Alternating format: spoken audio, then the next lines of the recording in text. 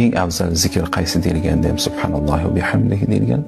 Allohga eng mahbub bo'lgan zikr qaysi deb so'ralganda ham hadisda subhanallohi va bihamdihi deyilgan. Ya'ni Allohga tasbih aytishlik va hamd aytishlik bu qalbni isloh qiladigan zikrlarda, ya'ni bu qalb isloh bo'ladi bu narsa bilan.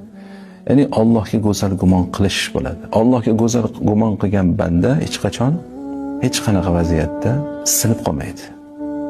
Quvvat bo'ladi bu zikr. Har qanday holatda quvvat bo'ladi.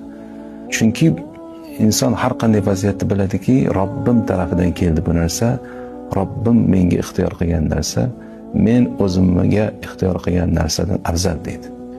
Chunki banda o'ziga nima yaxshiligini qayerdan biladi? O'ziga nima foydali, nima xoir ekanligini qayerdan biladi? Banda ojiz bo'lsa, banda ilmsiz bo'lsa, bu unga kelgan narsa, unga kelgan sinov Al-Alimul Hakim tomonidan keldi. Ya'ni barcha ilmni qamrab olgan zot va Al-Hakim, ya'ni hikmatli zot tarafdan keldi.